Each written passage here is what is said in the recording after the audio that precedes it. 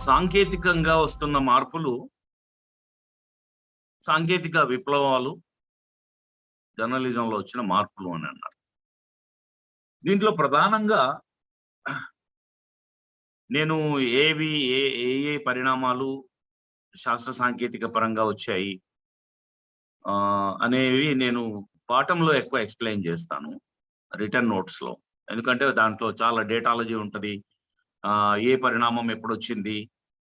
అది ఏ రకమైన ప్రత్యక్ష ప్రభావము మీడియా మీద చూపించింది? ఏ రకమైన పరోక్ష ప్రభావం మీడియా గమనం మీద, అంటే ముఖ్యంగా జర్నలిజం అనే వృత్తి మీద చూపించింది అనే అంశాలను ఎక్కువ రాతకు అవకాశం ఉంటది. కానీ మాట్లాడుకోవడంలో గూడా మనం కొన్ని ట్రెండ్స్‌ని విశ్లేషించి, అవి ఏ విధంగా ప్రభావితం చేసినాయి, మొత్తం మాస్ కమ్యూనికేషన్‌ని ఎట్లా ప్రభావితం చేసినాయి. ఎందుకంటే జర్నలిజాన్ని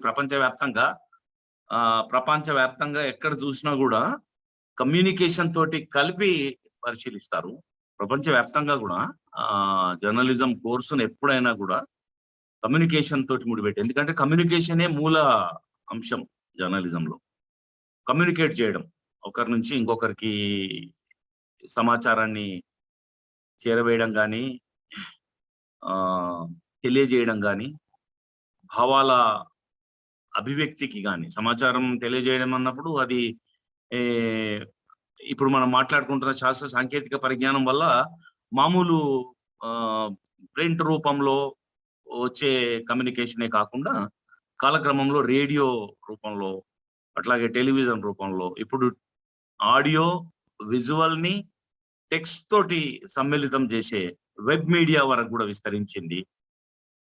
ఇవాళ ఉన్న క్లౌడింగ్ టెక్నాలజీలో అపారమైనటువంటి డేటాని నిల్వ చేసుకొని, దాన్ని సమయానికి, సందర్భానికి తగ్గట్టుగా ఈ మూడిటిని కలిపి ఒక స్ట్రీమ్ లాగా ఇస్తూ, ఇప్పుడు మనం ఎట్లా అంటారంటే వాటిని మనం జడ వేసేటప్పుడు 3 పాయల్ని కూడా సమ్మిళితం చేసి ఒక ఆకర్షణీయమైన జడ కింద ఎట్లా అల్తారో అట్లా ఒక ప్రింట్ స్ట్రీమ్‌ని ఒకవైపు, దానికి సంబంధించిన విజువల్‌ని ఒకవైపు, ఇంకా అవసరమైతే ఎక్స్‌పర్ట్ కామెంట్ వాళ్ళు అందుబాటులో లేకపోయినా గూడా, వాళ్ళెక్కడో మొబిలిటీలో ఉన్నా గూడా, వాళ్ళతోటి మాట్లాడిచ్చి వాళ్ళ వాయిస్ తీసుకొని ఒకవైపు దృశ్యము, ఒకవైపు టెక్స్టు, ఇంకొక వైపు వాయిస్, ఇట్లా మూడిటిని గూడా మేళవించేటటువంటి టెక్నాలజీ ఇప్పుడు డిజిటల్ టెక్నాలజీలో సాధ్యమైతా ఉంది.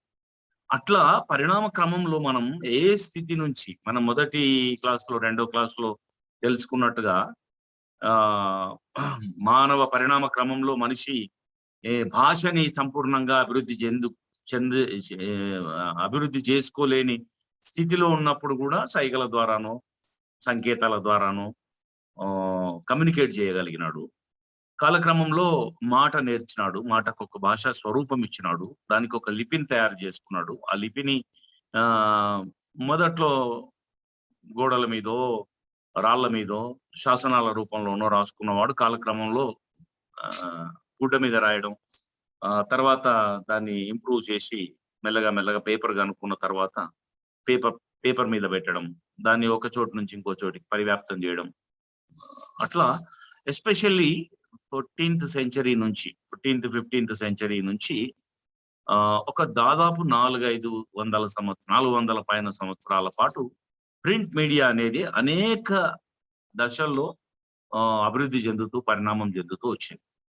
వచ్చిన తర్వాత thanks to science and technology అది గూడా ఎట్లా వచ్చింది, మామూలు మన ఇండియన్ కాంటెక్స్ట్‌లో చూసినా గూడా ఎప్పుడో 17థ్ సెంచరీ అండ్ 18థ్ బిగినింగ్ లోపట ఈ బ్రిటిషర్స్ కొలోనియల్ రూల్ ఉండే గనుక మన దగ్గర కలకత్తా ప్రావిన్స్‌లో బెంగాల్ గజెట్ రూపంలో రావడం. తర్వాత అది ముంబై, చెన్నై అట్లాంటి ప్రాంతాల్లోకి విస్తరించి అట్లాగే గజెట్స్ తీసుకురావడం. అట్లా 1786, 86 అట్లా ఆ సమయంలో బాగా అభివృద్ధి చెందాయి. కాలక్రమేణా రీజనల్ పేపర్స్ కూడా 19థ్ సెంచరీ బిగినింగ్ నుంచి చాలా ప్రాంతీయ పత్రికలు వచ్చినాయి. మన దగ్గర కూడా కృష్ణ పత్రిక గానియండి, 1902లో, 1906లో, 1908లో ఆంధ్రపత్రిక గానియండి, ఆంధ్రజ్యోతి గానియండి, ఆంధ్రప్రభ, ఇండియన్ ఎక్స్‌ప్రెస్ గ్రూప్ వాళ్ళ ఆంధ్రపత్రిక గాని, ఆంధ్రప్రభ గానియండి. 70స్‌లో 74 అట్లా ఈనాడు వచ్చింది. 84 అట్లా ఉదయం వచ్చింది. 95 ఆ ప్రాంతంలో వార్త వచ్చింది. 2008లో సాక్షి వచ్చింది. ఇట్లా ప్రధాన స్రవంతిలో ఉన్నటువంటి పత్రికలు విస్తృతమైన వ్యవస్థలతోటి. సాక్షి పత్రిక అయితే ఒక హిస్టరీ క్రియేట్ చేసింది. ప్రపంచంలోనే మరెక్కడా లేని విధంగా. అవును. యూరోప్‌లోను, అమెరికాలోను సైన్స్ అంతగా టెక్నాలజీ డెవలప్ అయినప్పటికీ ఏ పత్రిక ప్రారంభించినా మామూలు స్థాయిలోనే ప్రారంభిస్తారు గానీ, ఒకే రోజు ఓవర్‌నైట్ నిన్నటికి సాక్షి అంటే ఏంటో ఎవరికీ తెలీదు అడ్వర్‌టైజ్‌మెంట్ తప్ప. కానీ ఈ రోజు ఓవర్‌నైట్ అంటే నిన్నటికి ఇవాళటికి ఫర్ ఎగ్జాంపుల్ మనం ఇవాళనే ప్రారంభమైన రోజు అని లెక్కేసుకుంటే, వాళ్ళు మార్చ్‌లో స్టార్ట్ జేసినారు. అట్లా ఒక తేదీ తీసుకుంటే నిన్న 2 అక్టోబర్ ఇయాల 3 అక్టోబర్. 2 అక్టోబర్, 3 అక్టోబర్ రాత్రి జరిగిన ఒక విప్లవం ఏంటి అంటే 11 లక్షల కాపీలు సుమారుగా. 22 కేంద్రాల నుంచి ఒక కొత్త పత్రిక ప్రజా బాహుళ్యంలోకి అంత విస్తృత స్థాయిలో అన్ని మల్టిపుల్ కలర్డ్ పేజెస్ తోటి ప్రపంచంలో మరెక్కడా జరగనటువంటి సాంకేతిక విప్లవం కమ్యూనికేషన్ రంగంలో, జర్నలిజం రంగంలో, పత్రికా రంగంలో ఒక హిస్టరీ క్రియేట్ చేసిన ఆవిర్భావం సాక్షిది ఇక్కడ. సో ఇదంతా కూడా సాంకేతికత, ఒక నిర్దిష్టమైన వృత్తి, పాత్రికేయ రంగం, పత్రికలు అనే అంశానికి సంబంధించిందే. ఇవి ఎక్కువ తక్కువలకు సంబంధించి ఒకరితోటి ఒకరు పోటీగా కంపారిటివ్ గా మాట్లాడడం కోసం చెప్తున్నది కాదు. ఇది ఒక శాస్త్ర సాంకేతిక విప్లవం అనేది ఒక వృత్తిని ఎంత ఉన్నతీకరిస్తది, ఎంత ఉన్నత స్థాయికి తీసుకెళ్తది. తద్వారా ఆ వృత్తి ఏ లక్ష్యాల కోసం పనిచేస్తుందో, ఎవరిని లక్షించి పనిచేస్తుందో, ఆ టార్గెటెడ్ పీపుల్ ని రీచ్ అవ్వడానికి, వాళ్ళకి గరిష్ట స్థాయిలో సేవలు అందించడానికి ఉపయోగపడుతది. పడే ఒక గొప్ప పరిణామము, ఒక ముందడుగు, ఒక చారిత్రాత్మకమైన, ఒక విప్లవాత్మకమైన ముందడుగు అని చెప్పడం కోసమే. అట్లా తెలుగునాట సంచలనం జరిగింది. సరే, ఈ పత్రికలు ఎప్పుడు ఆవిర్భవించినాయి అది వేరే, మీకు ఎవరైనా చెప్తారు. దానికి సంబంధించి ఇక్కడ మనం కూలంకషంగా ఎప్పుడు మొదలైనాయి, యూరోప్ లో ఎప్పుడు మొదలైనాయి, ఇంగ్లీష్ కంటే కూడా ముందే జర్మనీలోను, స్విట్జర్లాండ్ లోను స్టార్ట్ అవ్వడము, తర్వాత ఇంగ్లాండ్ లా లిటిల్ బిట్ లేట్ అప్పట్లో. అసలు ఈ మొదట్లో ఈ సమాచార మార్పిడి అనేది వాళ్ళు ఎక్స్పాన్షనిజం వాళ్ళ రక్తంలో ఉంది గనక యూరోప్ లో వాళ్ళు ఎక్సవేషన్స్ చేసేది, ఎక్కడెక్కడికో కొత్త కొత్త ప్రాంతాలకి నౌకా ప్రయాణాలు చేసేది, మన పడవల్లో వెళ్ళేది. అందుకని ఆ నౌకాశ్రయాలలో, పోర్ట్స్లలో సమాచారం, ఎన్ని పడవలు ఎక్కడ పోతున్నాయి అనే సమాచారం రాసుకోవడానికి మొట్టమొదట ఈ పత్రికల్ని ప్రారంభించి దాన్ని మరింత ఆసక్తికరంగా మలచడం కోసం ఎవరు వస్తున్నారు, ఎవరు పోతున్నారు వివరాలు రాయడం, తర్వాత ఆ టౌన్ లో ఏం జరుగుతుంది, ఆ నగరంలో ఏం జరుగుతుంది రాయడం, అట్లా పత్రికలు అనేవి ఆవిర్భవించినాయి. ఆ నాటి పరిమితమైన టెక్నాలజీ, ఒక పత్రిక దాంట్లో చేయడం. మనం మా జనరేషన్ లో కూడా మేము ఏది మన బ్రోమైడ్ తయారు చేసి దాన్ని స్కాన్ చేసి ఒక స్కాన్ తోటి ఫిల్మ్ తయారు చేసి ఆ ఫిల్మ్ ని ప్రింటింగ్ ప్రాసెస్ లో పెట్టి, మాకంటే ముందు జనరేషన్ జర్నలిస్టులు మాకు చెప్పేవాళ్ళు, వాళ్ళు లితో ప్రింట్, ఈ అక్షరాలు లెడ్ సీసంలో ఉండే అక్షరాలు ఒక్కొక్కటి కా అంటే కా ఎస్ షేప్ లో ఉండే కాదు. దిలీపన్న ఒక మాట, మనకంటే ముందున్న జర్నలిస్టులు మీకేముంది మంది సౌకర్యాలు, మేము ఎంతో కష్టపడినాము, చేత్తో కంపోజ్ చేసేవాళ్ళం అని చెప్పేవాడు. అవును, చేత్తో అక్షరాలు ఒక్కొక్కటి ఏరి వాటన్నిటిని దగ్గర పెట్టి దాన్ని ఒక పట్టిక చేసి అట్లాంటి అన్ని అనేకం కుదిగుచ్చి పేపర్ చేసి, ఇది ఎవల్యూషన్ లో, హ్యూమన్ ఎవల్యూషన్ లో అది అందరికీ అట్లాంటి పరిణామాలు ఉంటాయి, పరిస్థితులు ఉంటాయి. అది పత్రికలనే కాదు, మన ఇంట్లో ఉండే సాధారణ జీవితంలో కూడా మేము ఇట్లా కష్టపడ్డాం. ఇప్పుడు నేను నా పిల్లలకు చెప్తాను, 1978లో నేను ఎస్ఎస్సి చదివేటప్పుడు మా ఊళ్ళో విద్యుత్ లేదు. 10వ తరగతి పరీక్షలకు ఎట్లా ప్రిపేర్ అయినావు నువ్వు అని వాళ్ళు అడిగితే, కిరోసిన్ దీపం పెట్టుకొని, కిరోసిన్ దీపం పక్కన ఒక పాటలు రాత్రి లేట్ అయ్యి ఇంకా చదవాల్సింది ఎక్కువ ఉండి పునికిపాట్లు వస్తే దీపం మీదకి మరీ వంగితే జుట్టు వెంట్రుకలు కూడా కాలిపోయి వాసన వచ్చి, ఏం రా ఏదో జుట్టు కాలుతున్నట్టుంది అంటే మనం గ్రహించి అట్లా వచ్చినాము అని పరిణామ క్రమాన్ని చెప్తే వాళ్ళు ఏమంటారు, అందుకేనా నీకు ఎక్కడ 55, 60, 65 మార్కులు దాటలేదు అంట. వాళ్ళ జనరేషన్ లో 98, 99, 100 మార్కులు. మరి ఈ మార్కులే విద్యకు ప్రామాణికమా అంటే కాదు. అట్లా ఇవాళ జర్నలిజంలో వచ్చిన టెక్నాలజీ వల్ల వచ్చిన ఆధునికత జర్నలిజం వృత్తికి ప్రమాణమా అంటే నేను అంగీకరించను. అది ప్రమాణం అని చెప్పడానికి లేదు. కాకపోతే సౌలభ్యం అది. విస్తృతంగా ప్రజా బాహుల్యంలోకి వెళ్ళడానికి, మనం ఆశించిన నూక్ అండ్ కార్నర్కి వెళ్ళడానికి, వేగంగా సమాచారం తీసుకు వెళ్ళడానికి, కేవలం ప్రింట్ రూపంలో అక్షరాల రూపంలో అయితే ప్రభావితం చేయలేమంటే వాడికి శబ్ద రూపంలో కానీ దృశ్య రూపంలో కానీ సమాచారం తీసుకెళ్ళడానికి ఇట్లా అనేక రకాలుగా ఈ సాంకేతికత అనేది ఉపయోగపడుతుంది. కానీ సాంకేతికత అల్టిమేట్ కాదు. సాంకేతికత ద్వారా వచ్చిన అభివృద్ధి వృత్తి యొక్క గొప్పతనానికి ప్రామాణికం కాదు. అది ఒకటి మనం గుర్తు పెట్టుకోవాల్సి ఉంటుంది. సో ఈ ఈ ఈ పరిణామ క్రమానికి సంబంధించిన డాటాలజీ అయితే నేను ఖచ్చితంగా నోట్స్ లో నేను పేర్కొంటాను. అది మనకు తెలియాలి కనుక సిస్టమేటిక్ గా డేటాలజీ అనేది చెప్తాను. కానీ ఎట్లా వచ్చింది, ఇందాక ఎల్వికే ఇంటర్వ్యూని అయ్యి చెప్పినట్టు మా పూర్వీకులు అట్లా చెప్పేవాళ్ళు. మేము బ్రొమైడ్ తయారు చేసేది, డాక్ ఎడిషన్ అని పెట్టేది, స్టార్ పెట్టేది, 2 స్టార్లు పెట్టేది, రాత్రి చిట్ట చివరి న్యూస్ కూడా ఇచ్చేటందుకు సిటీ ఎడిషన్ అని తీసుకొచ్చేది. హైదరాబాద్ లో కూడా ఇంకా చుట్టుపక్కల శివార్లకి సెకండ్ డాట్ ఎడిషన్ వెళ్ళేది. మధ్య సిటీలో లేటెస్ట్ గా ఉన్న 12 గంటలకో ఎప్పుడో ఏది ప్రాసెస్ క్లోజ్ చేసి 3 గంటలకో 4 గంటలకో ప్రింటింగ్ స్టార్ట్ చేసిన లేటెస్ట్ ఎడిషన్ సిటీ మధ్య భాగంలో ఉండే వాళ్ళకి వెళ్ళేది. అట్లా పరిణామం వచ్చినాక టీవీ కూడా 1995 లో మన ఇండియన్ కాంటెక్స్ట్ లో టీవీ ఎప్పుడో స్టార్ట్ అయినా కూడా రేడియో ముఖ్యంగా మనం ఇదే ఆర్డర్ లో చెప్పుకుందాం. ప్రింట్ తర్వాత వచ్చింది రేడియో. రేడియో ఎప్పుడు వచ్చింది? రేడియోలో ఒక రెవల్యూషనరీ చేంజ్ ఎప్పుడు వచ్చిందంటే టెలిగ్రాఫ్ కనుక్కున్న తర్వాత అది ప్రింట్ కు ఉపయోగపడుతూనే 1780 ఆ ప్రాంతంలో టెలిగ్రాఫ్ కనుక్కున్న తర్వాత గ్రాహం బెల్ ఫోన్ కనుక్కున్నాడు, ఎక్కువ సమయం వ్యత్యాసం లేకుండానే. ఆ ఫోన్ కనుక్కున్న తర్వాత ఏమైంది, శబ్ద తరంగాలని ఒక చోటు నుంచి ఇంకోటికి పంపడం సాధ్యమైంది. అది త్రూ వైర్ నడిచింది మొదట్లో. కానీ వైర్లెస్ లో కూడా శబ్ద సంకేతాలని మార్చి కన్వర్ట్ చేసి ఇంకో చోటికి పంపడం టెక్నాలజికల్ గా సాధ్యమైన తర్వాత రేడియో వచ్చింది. ముఖ్యంగా మళ్ళీ నేను ఈ నౌకాశ్రయాల కేంద్రంగానే జరిగింది అభివృద్ధి.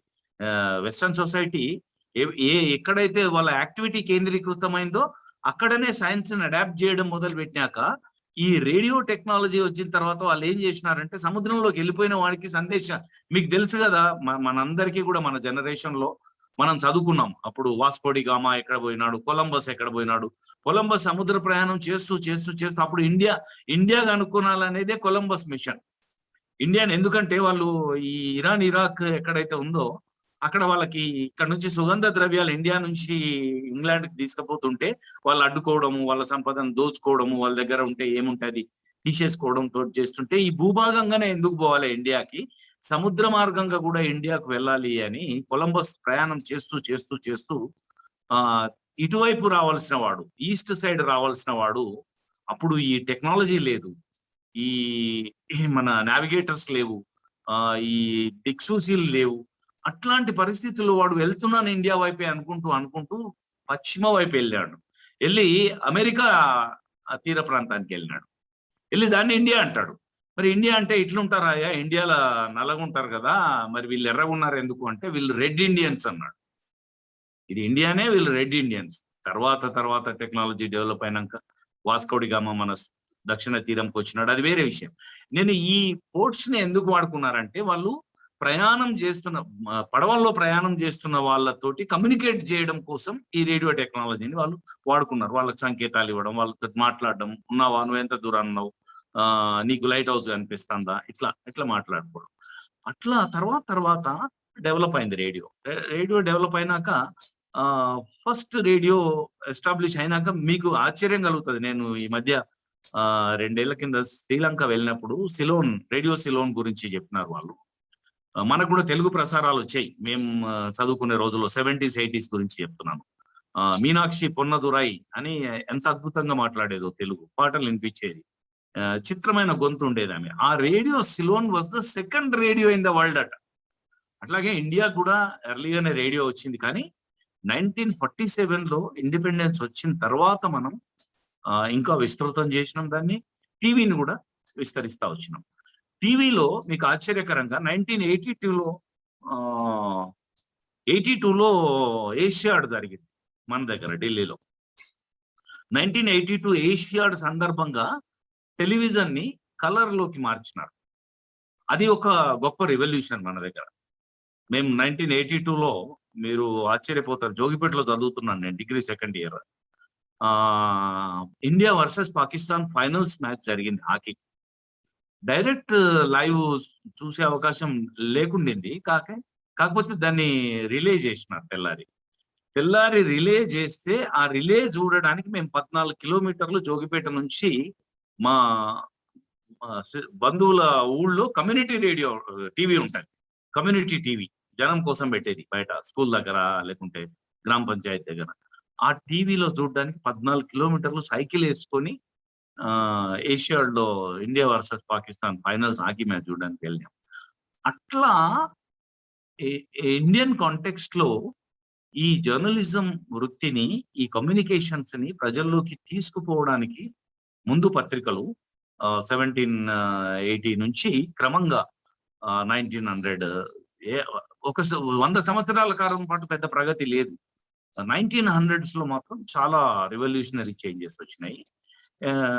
ఈ ప్యాసీమెయిల్ వచ్చిన తర్వాత ప్రింట్ కి ఎక్స్క్లూజివ్లీ ఇక్కడ నుంచి పేజీని ఇంకెక్కడికన్నా బదిలీ చేయొచ్చు అన్నాక, ప్రింటింగ్ ఉంది అనుకోండి, మీకు ఎగ్జాంపుల్ కోసం, మీ అండర్స్టాండింగ్ కోసం చెప్తున్నా. సిటీ మధ్యలో ఆఫీస్ ఉంటుంది ఎవరికైనా, ఈనాడు కావచ్చు, ఆంధ్రజ్యోతికి కావచ్చు, ఉదయంకు కావచ్చు, వార్తకు కావచ్చు, ప్రధాన పత్రికలు ఎవరికైనా. అయితే అక్కడ ఉండే వసతి, అక్కడ ఈ మెషిన్స్ ని ఎస్టాబ్లిష్ చేసుకోవడానికి, సిస్టమ్స్ ఏర్పాటు చేసుకోవడానికి, డిఫరెంట్ డెస్క్లు ఏర్పాటు చేసుకోవడానికి, నేషనల్ డెస్క్ అని, బిజినెస్ డెస్క్ అని, స్పోర్ట్స్ డెస్క్ అని, ఈ విస్తరిస్తున్న కొద్దికి, ఈ సర్క్యులేషన్ పెరుగుతున్న కొద్దికి, ఆఫీస్ విస్తరిస్తున్న క్రమంలో ప్రింటింగ్ యొక్క స్థలం సాధ్యం కానప్పుడు ప్రింట్ ఎక్కడో నగరాల శివారుల్లో షిఫ్ట్ చేస్తే కూడా పేజీ ఇక్కడ నుంచి ప్యాసివ్ మెయిల్ ద్వారా నువ్వు రూపొందించిన పేజీ ఏదైతే ఉంటుందో, page 1, page 2, page 3 as it is గా 1 నిమిషం వ్యవధిలో ఇక్కడ నుంచి అక్కడికి ట్రాన్స్మిట్ అవ్వడం, దెన్ అక్కడ ప్రింటింగ్ స్టార్ట్ చేయడం. చూడండి మీరు, సీసపు అక్షరాలు ముద్రల్ని జమ చేసి అచ్చు గుద్దు, ఇట్లా ఇప్పుడు మన పత్రికల పెళ్లి పత్రికల అచ్చుగుద్దే మిషన్స్ చూసాం మనం. ఈ ఏమంటారు, ఈ టెక్నాలజీ టెర్మినాలజీ కూడా నాకు సరిగ్గా తెలియదు, ఆ మాట గుర్తు రావట్లేదు. ఆ ప్రింటింగ్ రాకముందు ఈ అచ్చు యంత్రాలలో చేసేటప్పటికీ ప్యాసిమెయిల్ వచ్చి నిమిషంలో ఇక్కడ నుంచి పేజీ నువ్వు ఎక్కడ ప్రింటింగ్ యూనిట్ ఉందో ఆ యూనిట్ కి ట్రాన్స్మిట్ చేసుకొని ఇమీడియట్ గా నిమిషాల వ్యవధిలోనే ఇక్కడ కంప్లీట్ చేసి పుష్ చేసిన పేజీని అక్కడ ప్రింటింగ్ స్టార్ట్ చేసే టెక్నాలజీ మొదలైనాక ఒక 6 పేజీలో, 8 పేజీలో, 12 పేజీలో, 16 పేజీలో కాకపోతే ఈ టాబ్లాయిడ్ చిన్న పేపర్ ని కూడా దాంట్లోకి ఇన్సర్ట్ చేసే విధంగా టెక్నాలజీ డెవలప్ అయిన తర్వాత రీచ్ అనేది by covering the latest news and reaching early, అంటే తొందరగా 74లో వచ్చిన ఈనాడు సక్సెస్ వెనుక ఉన్న అనేక మంత్రాల్లో ఒక మంత్రం ఏంటంటే పొద్దునే పేపర్ ఇవ్వడం. నిద్ర లేచేటప్పటికి నీ ముంగిట్లో, నీ వాకిట్లో, నీ డోర్ సందులోంచి నీ ఇంట్లో పేపర్ పడుతుంది. That is the great network they developed and they could able to provide paper that early. అది ఒక సక్సెస్ మార్క్. తర్వాత వేరే పత్రికలు వచ్చి దాన్ని సరిగ్గా నిర్వహించలేక, సరైన సర్క్యులేషన్ సిస్టమ్స్ లేక ఇప్పటికీ కూడా కుదురుకొని పత్రికలు ఉన్నాయి, సర్క్యులేషన్ కుదురుకొని. కానీ వాళ్ళు సిస్టమేటిక్ గా అచీవ్ చేయడం వల్ల అది వాళ్ళ సర్క్యులేషన్ పెంచడానికి, తద్వారా వాళ్ళ ఏమంటారు, వాళ్ళ పలుకుబడి పెంచడానికి, వాళ్ళ పరపతి పెంచడానికి ఆస్కారమైంది. అది వేరే విషయం. నేను టెక్నాలజీ మాత్రం చెప్పదలుచుకున్నాను. టెక్నాలజీలో, సైన్స్ లో జర్నలిజం యొక్క ఏమంటారు, రచనా వ్యాసంగం కానీ, పద్ధతులు కానీ, భాషా వినియోగం కానీ లో కూడా సమూలమైన మార్పులు వచ్చినాయి. ఇప్పుడు రేడియో డెవలప్ అయిన తర్వాత ఏమైంది, రేడియో ఎట్లాంటి ఉపకరణం అంటే కమ్యూనికేషన్ లో నీకు లిటరసీ తోటి నిమిత్తం లేకుండా ఎవరైనా విని దాని ప్రయోజనం పొందేటటువంటి కమ్యూనికేషన్ టూల్ అది. సో అందుకని రేడియోకి రాసేటప్పుడు ఎట్లా రాయాలి, పత్రికలకు రాసినట్టుగానే రాయాలనా అంటే కాదు, రేడియోకి భిన్నంగా రాయాలి, తేలికైన పదాలతోటి రాయాలి. ఎందుకంటే లిటరేట్స్ ఇల్లిటరేట్స్ కూడా వింటారు. ఇంకొకటి వాళ్ళకు సులభంగా అర్థమయ్యేటట్టుగా రాయాలి, ఎందుకంటే వాళ్ళు టోటల్ అటెన్షన్ తోటి, ఇప్పుడు పేపర్ చదివేవాడు 100% అటెన్షన్ పే చేస్తే తప్ప పేపర్ చదవలేడు. కానీ రేడియో అట్లా కాదు, వంట చేసుకుంటూ రేడియో వినొచ్చు, ఇస్త్రీ చేసుకుంటూ రేడియో వినొచ్చు, గడ్డం గీసుకుంటూ రేడియో వినొచ్చు. కనుక వాడు పూర్తి అటెన్షన్ పే చేయడు కనుక వానికి అరటి పండు ఒలిచి పెట్టినట్టుగా భాష ఉండాలి అని పత్రికా భాష కంటే కూడా అత్యంత సులువైన తేలికైన పదాలని ఉపయోగించేటటువంటి భాషని వాడాల్సిన అవసరం. నాకు వాచ్ తీసుకొచ్చేటటువంటి అదొకటే కాకుండా ఇంకొకటి కూడా మీకు చెప్పాలి. మీకు అనుభవం ఉందో లేదో, చాలా మంది యంగర్ జనరేషన్ వాళ్ళు ఉన్నారు, రేడియోని అంత శ్రద్ధగా విన్నారో తెలియదు. కానీ మేము రేడియో సంక్షిప్త శబ్ద చిత్రం అని సినిమాని 3 గంటల సినిమాని 1 గంటకి కుదించి దాంట్లో ఉండే మ్యూజిక్ గ్యాప్స్ ని, పాటల్ని, వాటన్నిటిని ఎత్తి పడేసి గంటన్నరకి కుదించి సంక్షిప్త శబ్ద చిత్రం అని 1 గంట సేపు సినిమా వేసేవాళ్ళు. నాటకాలు వచ్చేవి అప్పుడు, రేడియో నాటకాలు. ఈ నాటకాలలో గొప్పతనం ఏంటంటే నాటకం రాసేటప్పుడే స్క్రిప్ట్ రచయితకి ఒక అవగాహన ఉంటది, ఏంటంటే దృశ్యం ఉండదు కనుక అదేంటి అని అంటే, ఇది నీకు తెలుసుగా అని అన్నాడు అనుకో సంభాషణ, ఇక్కడ గిలగిల కొట్టుకుంటాడు రేడియో వినేవాడు. అది ఏం చూపిస్తున్నాడో, అవతలోడు ఏం చూస్తున్నాడో తెలియదు కనుక వాళ్ళు అంటారు, ఇదిగో ఈ రేడియో, ఇదిగో ఈ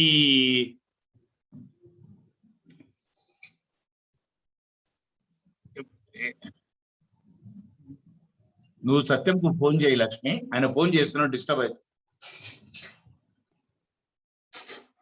సారీ, ఫోన్ కాల్ వచ్చి డిస్టర్బ్ చేయి. అయితే ఇదిగో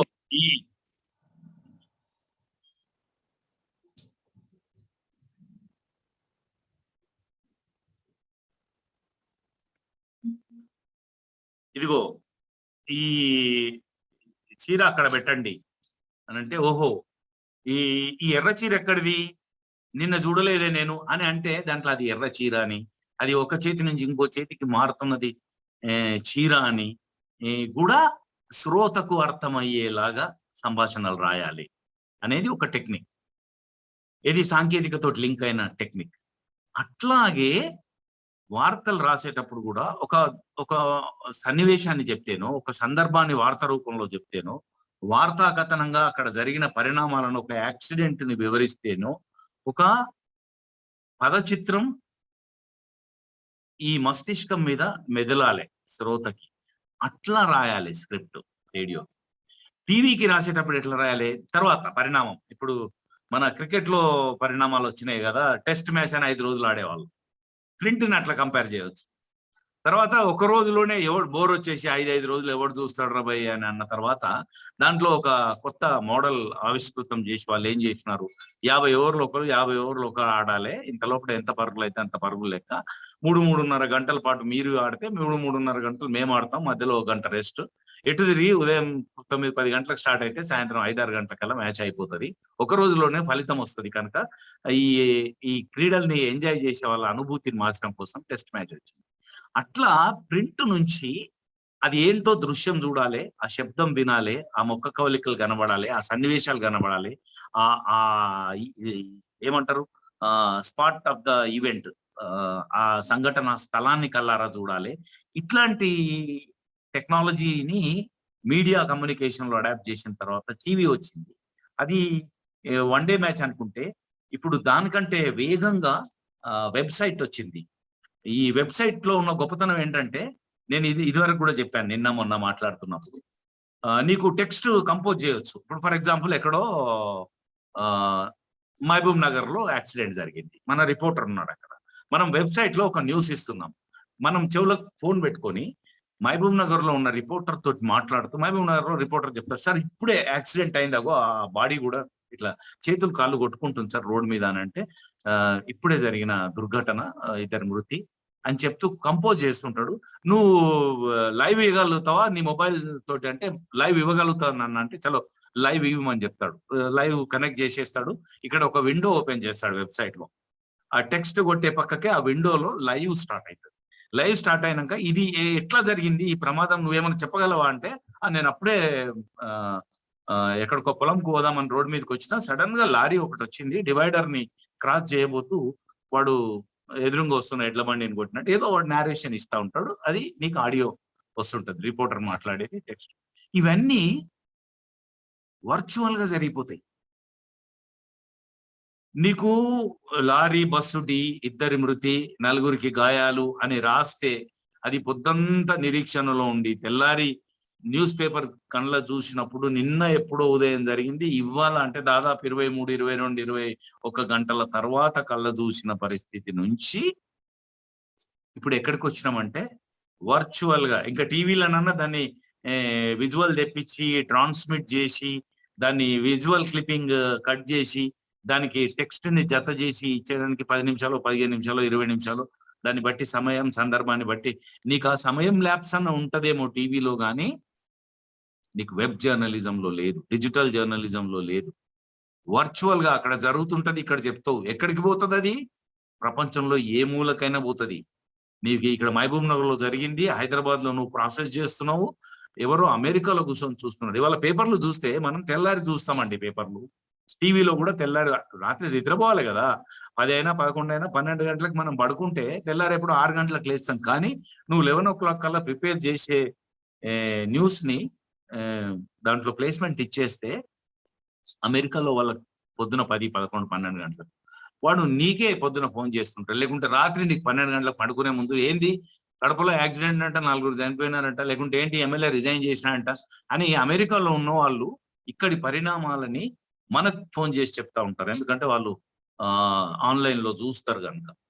ఇగో ఇట్లా 1 డే మ్యాచ్ లాగా వెబ్ జర్నలిజం వచ్చింది కనుక వాటికి తగ్గట్టుగానే ఇప్పుడు టీవీకి రాసేటప్పుడు మనోళ్ళు దురదృష్టవశాత్తు ఏమైందంటే most of the people working in today Telugu TV journalism లో 100% మంది ప్రింట్ మూలాల నుంచి వచ్చిన వాళ్ళు, లేదా ప్రింట్ స్టైల్ ఆఫ్ జర్నలిజం పాఠాలు చెప్తుంటే నేర్చుకొని వచ్చిన వాళ్ళు. 30 to 40% మాత్రమే అదే మీడియంలో పుట్టిన వాళ్ళు ఉన్నారు.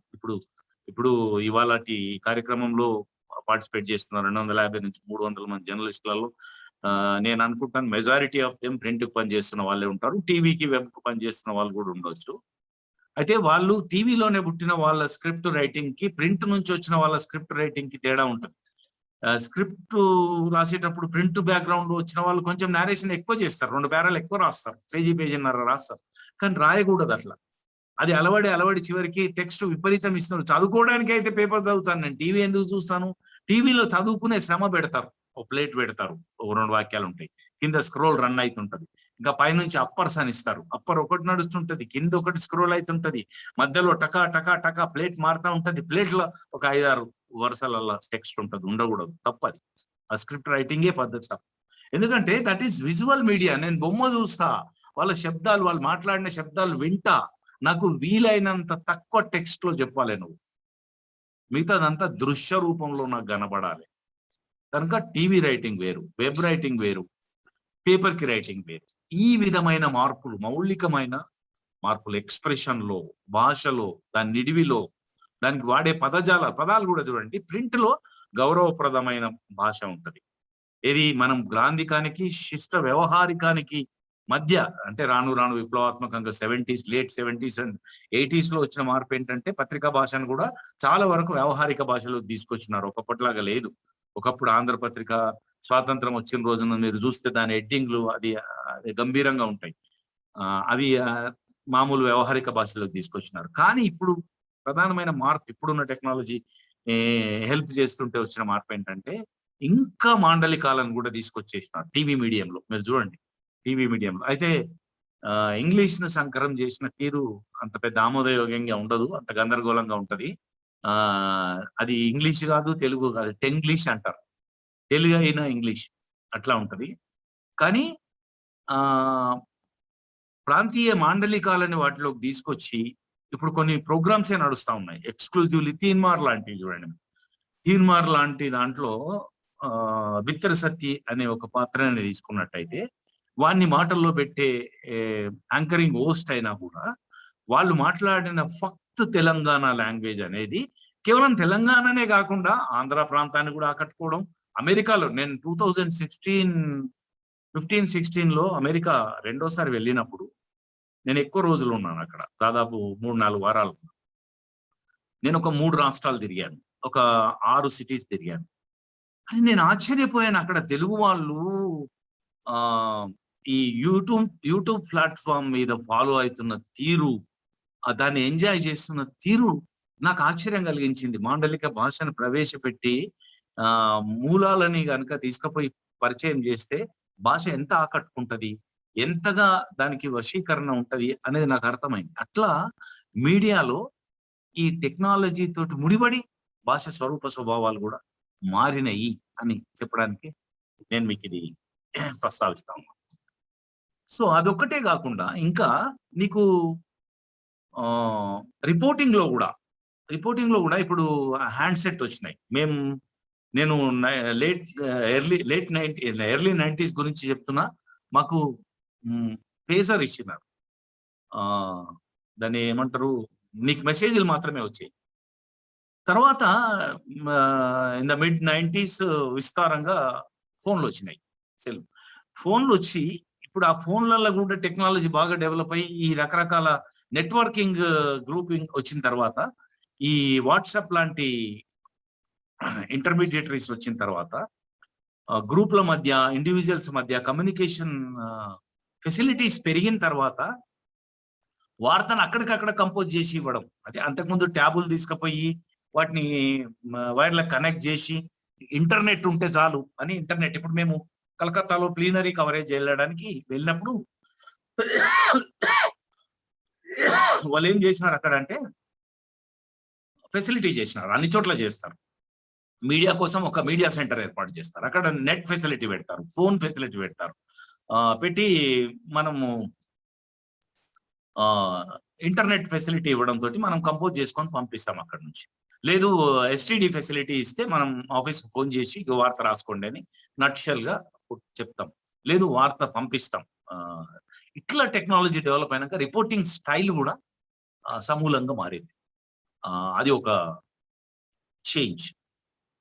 ఇప్పుడు నేను సమయం ఎక్కువ లేదు కనుక నేను డైరెక్ట్గా ఇవాళ ఉన్న పరిస్థితులకు వస్తా. ఎట్లాంటి టెక్నాలజీ, ఎట్లాంటి పరిస్థితులు, సంజ్ఞలు చేసుకొని, గోడల మీద రాసుకొని, శాసనాల రూపంలో రాసుకొని, గుడ్డ మీద రాసి, తర్వాత పత్రిక వచ్చినాక పత్రిక మీద రాసి, తర్వాత పత్రికలు ప్రింట్ చేసి, లిఖిత మాసపత్రికలు నడిపి, లిఖిత దినపత్రికలు నడిపి, ఆ స్టేజీ నుంచి ఇవాళ ఎక్కడికి వచ్చినామంటే క్లౌడ్ టెక్నాలజీకి వచ్చినాం, ఇంటిగ్రేటెడ్ న్యూస్ రూమ్కి వచ్చినాం. ఇది most of the young journalist who wants to continue the profession and explore it for the next few decades, కొన్ని దశాబ్దాల పాటు జర్నలిజంలో ఉండాలనుకుంటున్న యంగర్ జనరేషన్ కి చాలా ఇంపార్టెంట్ ఇవాళ ఇంటిగ్రేటెడ్ న్యూస్ రూమ్స్ రాబోతున్నాయి.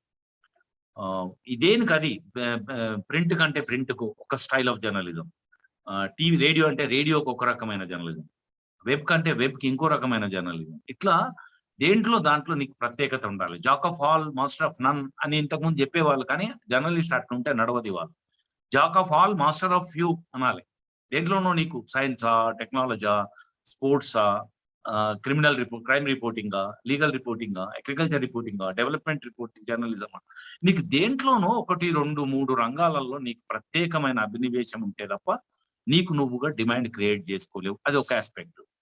ఇంకోటి, డెస్క్లలో పనిచేసే వాళ్ళు కూడా ఈ టెక్నాలజీ మారినాక టీవీని బీట్ చేస్తూ పేపర్ని నడపాలి అంటే ఇవాళ పేపర్ సర్వైవ్ అయ్యే పరిస్థితి లేదు. ఎందుకంటే నువ్వు ఇస్తున్న స్పాట్ ఇన్ఫర్మేషన్, ఒక జియో రిలీజ్ అయితే గానీ, ఒక సంఘటన జరిగితే గానీ, ఒక పరిణామం జరిగితే గానీ, ఒక నిర్ణయం జరిగితే గానీ, ఒక క్యాబినెట్ విస్తరణ జరిగితే గానీ, ఒక క్యాబినెట్ ఏర్పాటు జరిగితే గానీ, నువ్వు వార్తలు ఇస్తే తెల్లారి పొద్దున 6 గంటలకు నువ్వు ఇంత పెద్ద ఫోటో పెట్టి 14 మంది మంత్రులు అని చెప్తే రిసీవ్ చేసుకోవడానికి ఎవరు సిద్ధంగా లేరు. ఎందుకంటే 24 అవర్స్ న్యూస్ ఛానల్స్, నీ రీజనల్ లాంగ్వేజ్ నే 20 to 30 ఛానల్స్ వచ్చినప్పుడు ప్రతి గంటకు బులెటిన్ ఇస్తుంటే 18 గంటల పాటు నీకు రెగ్యులర్ గా ఎవ్రీ 1 hour ఫ్రీక్వెన్సీ తోటి న్యూస్ వస్తే వాడే అప్డేట్ చేసుకొని 10 గంటలకు ఏమి ఇచ్చిండు, 11కి ఏమి ఇవ్వాలి, 11 తర్వాత 12కి ఏమి ఇవ్వాలి, మళ్ళీ మధ్యాహ్నం ఏమి ఇవ్వాలి, సాయంత్రం ప్రైమ్ టైంలో ఏమి ఇవ్వాలో తెలియక వాడు అప్డేట్ చేసుకోవడానికి వాడు కొట్టుక సస్తుంటే, ఇంతగా పబ్లిక్ లోకి ఈ సమాచారం వెళ్ళి వాడు వద్దన్న వాడి చెవుల రొదలాగా జరుగుతూ ఉంటే,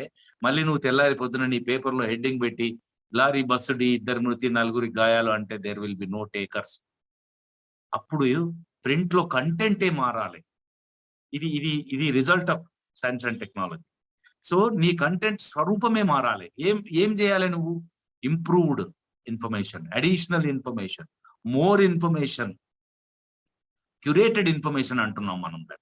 అది ఇస్తే తప్ప నువ్వు క్యాబినెట్ అనగానే క్యాబినెట్ అంటే సరిపోదు. ఈ క్యాబినెట్ ఎట్లా ఏర్పడ్డది, ఈ సామాజిక సమీకరణాలు ఎందువల్ల చేయాల్సి వచ్చింది, ప్రీవియస్లీ ఎట్లా ఉండే క్యాబినెట్, ఇప్పుడు ఎట్లా ఉంది, ఇది భవిష్యత్తులో ఎలక్షన్స్ కు ముడిపెట్టినారా, ఏ సామాజిక వర్గాలను సంతృప్తి చేయడానికి ఎంత డ్యూ షేర్ ఇచ్చినారు, లేదు పార్టీలో ఉండే 3-4 రకాల గ్రూపులు ఉన్నాయంటే ఏ గ్రూప్ నువ్వు విశ్లేషణాత్మకంగా ఇన్డెప్త్ గా ఇన్ఫర్మేషన్ ఇస్తే తప్ప నీ వైపు రారు. నీ పేపర్ తీసుకునేవాడు ఉండాలి అంటే నువ్వు అదనపు సమాచారం ఇవ్వాలి. ఏమిస్తున్నావు అదనంగా? బిహైండ్ ద కర్టెన్ టీవీ వాళ్ళు జొచ్చుకుపోలేని, వెబ్సైట్ వాళ్ళు అప్పటికప్పుడు ఇవ్వలేని ఇంకా లోతైన కథనాలు నువ్వేమన్నా ఇస్తావా? తెర వెనుక ఏం జరిగిందో ఇస్తావా? ఈయన నువ్వు మంత్రివర్గం నుంచి ఎందుకు ఉద్వాసన చేసింది, ఈటెల రాజేందర్ ఎందుకు పంపించింది అంటే నువ్వు లోపలికి వెళ్ళి దాని వెనుక ఉన్న కథ కమయం ఇష్యూ లాక్కొచ్చి నువ్వు ఒక ఇంట్రెస్టింగ్ స్టోరీ డెవలప్ చేస్తావా? That is curated, that is improvised, that is need based, that is reader centric information అంటున్నాం మనం. రీడర్ సెంట్రిక్ వన్కి యుటిలిటీ కూడా వెరీ ఇంపార్టెంట్ అయితే. యుటిలిటీ అంటే ఒక పేపర్ కొనుక్కున్నాడు, నేను 6 రూపాయలు పెట్టి 7 రూపాయలు పెట్టి 10 రూపాయలు పెట్టి నీ పేపర్ కొనుక్కున్నానంటే నాకేంటి వాట్ ఈస్ ఫర్ మీ అని క్వశ్చన్ వస్తుంది వాడు. సో అందుకని నువ్వు ఏం చేయాలంటే, వాడు వ్యవసాయదారుడు అయితే వ్యవసాయపరమైన సమాచారం, క్రీడాసక్తి కలిగిన వాడైతే క్రీడల్లో ఇంకా ఇన్డెప్త్ సమాచారం, లేదు అన్నింట్లో ఒక చదువుకునే పిల్లవాడు ఉన్నాడంటే ఇవాళ పాఠశాలలు, వాటి తీరుతెన్నులు, వాటిలో వస్తున్న ఫీజ్ స్ట్రక్చరు, ఏ స్కూల్ అయితే బాగుంటది, ఏ కోర్స్ అయితే బాగుంటది, లేకుంటే జాబ్ ఒక ఉద్యోగానికి నిరీక్షించే యువకుడు వాళ్ళ ఇంట్లో ఉన్నాడంటే జాబ్ ఆపర్చునిటీస్ ఏమన్నా, ఇట్లా సెక్టోరియల్ ఇంట్రెస్ట్ క్యాటర్ చేసే నీడ్ బేస్డ్ యుటిలిటీ ఇన్ఫర్మేషన్ ఇస్తే తప్ప నీ పేపర్ను చదవరు, నీ ఛానల్ని చూడరు, నీ వెబ్సైట్కి రారు. వాళ్ళకి ఆప్షన్స్ ఇవాళ పెరిగినాయి. ఈ రిమోట్ చేతిలో పట్టుకొని సర్ఫ్ చేస్తే ఇట్లా క్షణాలలో ఒక ఛానల్ నుంచి ఇంకో ఛానల్కి వెళ్ళిపోతాడు. నీ ఛానల్ వ్యూవర్స్ లేకపోతే, నీకు టీఆర్పీస్ లేకపోతే, నీకు అడ్వర్టైజ్మెంట్ రాకపోతే నీ మనుగడ ఉండదు. కనుక ఈ సర్వైవల్ స్ట్రగుల్లో నువ్వు రెవల్యూషనరీ కంటెంట్ తీసుకురావాలి. విప్లవాత్మకమైన మార్పు కంటెంట్ లో తీసుకురాకపోతే there will be no survival. అట్లా సమూలమైన మార్పులు వచ్చినాయి ఇవాళ. మీకు ఇంకొకటి, నేను ఇంటిగ్రేటెడ్ న్యూస్ రూమ్ అన్నాను. ఏంటంటే మిమ్మల్ని మీరు జర్నలిస్టులు కనుక నేను మీకు అప్పీల్ చేస్తున్నాను. ఏమనంటే మిమ్మల్ని మీరు మౌల్డ్ చేసుకోండి, రూపాంతరం చేసుకోండి. టీవీకి అయితే ఎట్లా రాయాలి, వెబ్సైట్, ఎందుకంటే రేపు పొద్దున మల్టీమీడియా హౌసెస్ వస్తాయి. ఇవాళ ఈనాడు తీసుకోండి, సాక్షి తీసుకోండి, ఆంధ్రజ్యోతి తీసుకోండి, ఇంకా నమస్తే తెలంగాణ అంతా ఇంటిగ్రేట్ కాలేదు టీ న్యూస్ తోటి. కానీ రేపు పొద్దున పెద్ద పెద్ద మీడియా సంస్థలు అన్నీ కూడా వాళ్ళకే పేపర్ ఉంటుంది, వాళ్ళకే టీవీ ఉంటుంది, వాళ్ళకే వెబ్సైట్ ఉంటుంది. ఈ 3 రకాల మీడియా ప్లాట్ఫామ్స్ నడవడానికి 3 రకాల రిపోర్టర్లను పెట్టుకునే వ్యవస్థ ఉండదు, పెట్టుకోరు. కనుక వాళ్ళు 3 రకాలకు సరిపోయే వార్త రాయగలిగిన నిపుణుల్ని మాత్రమే ఉంచుకుంటారు, మిగతా వాళ్ళని తొలగించేస్తారు. కనుక మీరు 3 రకాలుగా కూడా వార్త ఇచ్చే నైపుణ్యాలని మీరు పెంచుకున్నట్టయితే రేపు ఇంటిగ్రేటెడ్ న్యూస్ రూమ్స్ వచ్చే పరిస్థితి ఉంది. ఇలా క్లౌడ్ టెక్నాలజీ దాకా వచ్చినాం, ఐటీ రెవల్యూషన్ అయితే. అప్పుడు ఏమైతుంది, ఇప్పుడు పార్లమెంట్ హౌస్ లో సెంట్రల్ హాల్ లాగా, సెంట్రల్ హాల్ నుంచి లోక్సభకు ఒక దారి, సెంట్రల్ హాల్ నుంచి రాజ్యసభకు ఒక దారి, సెంట్రల్ హాల్ నుంచి అనెక్స్ ఒకటి, లైబ్రరీకి ఒకటి, ఇట్లా 4 దారులు ఉన్నాయి. అట్లాగే సెంట్రలైజ్డ్ న్యూస్ రూమ్ కి వచ్చి పడుతుంటది ఇన్ఫర్మేషన్. అది పొద్దున జరిగిన యాక్సిడెంట్ కావచ్చు, మధ్యాహ్నం జరిగిన కేబినెట్ సమావేశం కావచ్చు, సాయంత్రం జరిగిన సాంస్కృతిక కార్యక్రమం కావచ్చు, రాత్రి జరిగిన ఇంకేదో పొలిటికల్ డెవలప్మెంట్ కావచ్చు. ఈ న్యూస్ ఎట్లా వస్తున్నది, అట్లా న్యూస్ రూమ్కి వచ్చిన తర్వాత అక్కడ డిఫరెంట్ డెస్క్లు ఉంటాయి. ఆ డెస్క్లు ఆ వార్తని తమ ప్లాట్ఫామ్ కు అనుకూలంగా, వెబ్కి అయితే వెబ్కి అనుకూలంగా, టీవీకి అయితే టీవీకి మళ్ళీ అక్కడ నుంచి 2-3 ఛానల్స్లలో వీడియోకి లింక్ ఇవ్వడము, లేకుంటే దాన్ని వీడియో ఎడిటింగ్ పంపించడము, లేకుంటే గ్రాఫిక్స్ పంపించడము, ఇంకొక వైపు ఇట్లా మార్పు చెందుతుంది. అట్లాగే పేపర్కి అయితే ఇంకా దాని స్టోరీ డివిజన్కి అయితే స్టోరీ డివిజన్కి వెళ్తుంది, మ్యాగజైన్ అయితే మ్యాగజైన్కి వెళ్తుంది. దాని వాళ్ళు ఇంకా ఎందుకంటే వాళ్ళకి వరల్డ్ టైం ఉంటుంది, 12 గంటల దాకా ఫైల్ చేయొచ్చు కనుక వాళ్ళు దాన్ని ఇంకా ఎంత మెరుగులు దిద్ది క్యూరేటెడ్ రేషియో కూడా ఒక 30% స్పాట్ ఇస్తే ఇవాళ మీరు గమనించండి, ఇప్పటికే మార్పు వచ్చేసింది. ప్రధానమైన పత్రికలు సాక్షి కానీ, ఈనాడు కానీ, ఆంధ్రజ్యోతి కానీ తీసుకోండి, స్పాట్ని ఎక్కువ ఇస్తలేరు. స్పాట్ని చిన్నగా కుదించి 2 కాలము 3 కాలము ఇచ్చి పక్కకు పడేస్తుంది. ఇదివరకు అట్లాగా ఇదివరకు ఏదైనా సభ జరిగితే 4 కాలాలు టాప్ టు బాటం, మళ్ళీ కంటిన్యూయేషన్ సెకండ్ పేజీలో 4 కాలాలు ఇచ్చేది.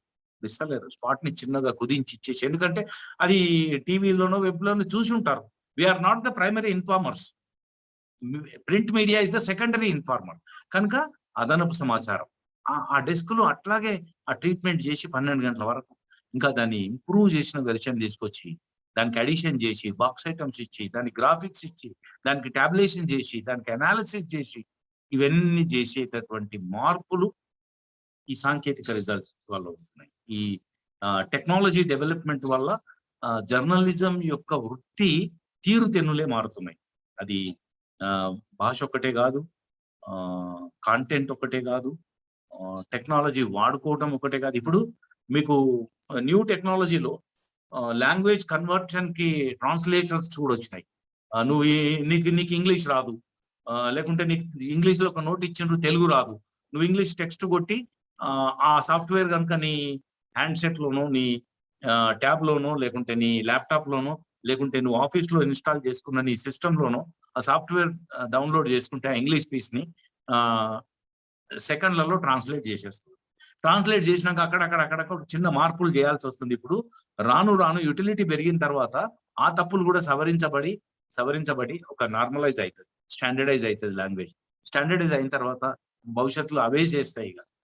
ఇంకా ఇప్పుడు వాయిస్ రిసోర్స్ కూడా వచ్చినాయి. నువ్వు చెప్తే రిపోర్ట్ చేస్తుంది అది. గాంధీ భవన్ లో ఇవాళ జరిగిన సమావేశంలో ప్రధానంగా రేవంత్ రెడ్డి ఇట్లా అన్నాడు అట్లా అన్నాడు అని నువ్వు చెప్తా ఉంటే టక కంపోజ్ అయిపోతావు. సో అప్పుడు ఏమైతుంది, నీకు ఆడియో కనెక్ట్ చేస్తారు న్యూస్ రూమ్ కి ఆడియో కనెక్ట్ చేస్తే అక్కడే ఐటమ్ కంపోజ్ అవుతుంది. నువ్వు ట్రాన్స్మిట్ చేసే పని కూడా ఉండదు. అప్పుడు ఈ లైవ్ వర్చువల్ ప్రజెంటేషన్స్ ఉన్న డిజిటల్ మీడియాలో ఆ జర్నలిజం, ఆ వేగం, ఆ శాస్త్ర సాంకేతికత నిన్ను ఇంకా అడ్వాంటేజెస్ స్థితిలోకి తీసుకెళ్తుంది. అది మరింత పాఠకునికి, శ్రోతకి మేలైతుంది. అయితే దీన్ని 100% science and technology will take it to the highest standard. దాంట్లో ఏం లోపాలు ఉన్నాయని నేను అనట్లేదు, లోపాలు ఉంటాయి, దాంట్లో కూడా అవలక్షణాలు ఉంటాయి. ఇవాళ ఏది సత్యం అని పాఠకుడు తల బాదుకోవాల్సిన అవసరం వస్తుంది in the flood of fake news. ఈ మ్యానుఫ్యాక్చర్డ్ కన్సెంట్ వచ్చిన తర్వాత ఇవాళ ప్రభుత్వాలు కానీ, కార్పొరేట్లు కానీ వాళ్ళకు అనుకూలమైన వాతావరణం క్రియేట్ చేసుకోవడానికి వక్రీకరిస్తున్నారు సమాచారాన్ని. దాన్ని రకరకాలుగా వండి వారుస్తున్నారు. ఇట్లాంటి ఫేక్ న్యూస్ ఎరాలో మనం క్రెడిబిలిటీ నిలబెట్టుకోవాలంటే మనకి ultimately truth is the centre. Truth centric గానే ఉండాల్సి వస్తుంది. టెక్నాలజీ గొప్ప కాదని నేను అనను. Technology always helped humanity for progress. మనిషి ఈనాడు ఈ స్థితికి వచ్చి ఇన్ని సౌఖ్యాలు అనుభవిస్తూ, ఇన్ని కష్టాలు ఎదుర్కొన్నా కూడా వాటిని అధిగమిస్తూ, ఆరోగ్యపరంగా కూడా మెరుగుపరుచుకుంటూ, నేను సిద్ధాంతపరంగా మాట్లాడట్లేదు. సిద్ధాంతపరంగా వస్తే ఏది ఆరోగ్యం, ఏది అనారోగ్యం అనేది అదొక పెద్ద చర్చ. అది ఈ అడ్డమైన తిండ్ల వల్లనే ఇవాళ ఆరోగ్యాలు పాడవుతున్నాయి తప్ప ఇవాళ సైన్స్ డెవలప్ అయ్యి, మెడిసిన్ డెవలప్ అయ్యి వాటికి వైద్యం వచ్చిందని మీరు చెప్తున్నారు. దానికి ఆ క్రెడిట్ ఇవ్వలేమంటే అది డిఫరెంట్ ఆర్గ్యుమెంట్. కానీ ఇవాళ సైన్స్ డెవలప్ అయింది, మెడిసిన్ డెవలప్ అయింది, రకరకాల రోగాలకు వైద్యం వచ్చింది, ఆధునిక టెక్నాలజీ వచ్చింది, శస్త్రచికిత్సలు చేస్తున్నారు, ఆయుర్దాయం పెంచారు. That you see the life expectancy going up. ఒకప్పుడు 50-60 సంవత్సరాలకు తప్పిమని చనిపోయేవాళ్ళు, ఆ సంఖ్య ఎక్కువ ఉండేది. కానీ వాళ్ళు 60, 70, 80 దాకా కూడా ఆరోగ్యంగా వాళ్ళు కనుక కొంచెం శ్రద్ధతోటి శరీరాన్ని నిర్వహించుకున్న వాళ్ళకి 80, 90 వరకు హాయిగా ఉండగలుగుతున్నారు. That is the science. అట్లాగే ఈ సాంకేతిక రంగంలో కూడా, ఈ కమ్యూనికేషన్స్ రంగంలో కూడా, ఈ జర్నలిజం వృత్తిలో కూడా సైన్స్ అండ్ టెక్నాలజీ చాలా అడ్వాంటేజ్లు తీసుకొచ్చింది. కొన్ని డిసడ్వాంటేజెస్ ఉన్నాయి, వాటిని అధిగమించాలి కాలక్రమంలో. ఒక్క మాట మాత్రం మనం గుర్తుపెట్టుకోవాలి. ఐన్స్టీన్ చెప్పినాడు, A day will come when the technology will surpass the human mind and thought perception. ఆ రోజు ఈ ప్రపంచం అంతా కూడా ఈడియట్స్ తో నిండిపోతుంది అని ఆయన ఒక తీవ్రమైన వ్యాఖ్య చేసినాడు. టెక్నాలజీ మనిషి యొక్క మేధస్సుని, ఆలోచన సరళిని దాటేసే రోజు వస్తుంది. ఆ రోజు ఈ ప్రపంచం అంతా ఈడియట్స్ తోటి నిండిపోతుంది, అంటే హ్యూమన్ వాల్యూస్ పడిపోతాయి అనేది ఆయన ఉద్దేశము. ఇవాళ అట్లాంటి టెక్నాలజీ వస్తుంది. మీరు ఆర్టిఫిషియల్ ఇంటెలిజెన్స్ చూడండి. ఆర్టిఫిషియల్ ఇంటెలిజెన్స్ లో రకరకాల టెక్నాలజీ వచ్చింది. దాని క్రమంగా మీడియా కూడా అడాప్ట్ చేస్తా ఉన్నారు. ఇప్పుడు మెల్లమెల్లగా మీడియాకి అడాప్ట్ చేస్తా ఉన్నారు. మీడియా ఇంకా అనేక రకాలుగా ఈ టెక్నాలజీని వాడుకుంటూ వృద్ధి చెందడానికి, వికాసం చెందడానికి ఆస్కారం ఉంటది. నేను ఉండదనను. కానీ మనం being the journalist who are the instrumental in carrying the process of journalism, ఈ జర్నలిజం అనే వృత్తిని నిర్వహించే వృత్తికారులం మనం. వృత్తికారులుగా జర్నలిస్టులు కూడా ఎప్పటికప్పుడు అప్డేట్ కాకుండా, ఇప్పటికి కూడా కొంతమంది ఏమంటారు, వాడు 20-25 సంవత్సరాల నుంచి జర్నలిజంలో ఉంటాడు, నాకు కంపోజ్ రాదు పోయి అంటాడు. ఆఫీసులో బతిలాడతాడు, ఒక ఆపరేటర్ని పెట్టండి నేను చెప్తా, వాడు కంపోజ్ చేస్తాడు. అంటే నడవదు. You are not updated. నువ్వు ఈ ప్రవాహ వేగంలో శ్రీశ్రీ చెప్తాడు కదా, ఎముకలు కుళ్ళిన వయస్సు మళ్ళిన వృద్ధుల్లారా ఆగండి పడిపోండి అని అంటాడు. దూసుకొని పోగలిగిన వాడికే అవకాశాలు ఉంటాయి కనుక మనం ఎప్పటికప్పుడు, ఇది అసాధ్యమైంది ఏం కాదు, ప్రతిదీ నేర్చుకోవచ్చు, అప్డేట్ కావచ్చు.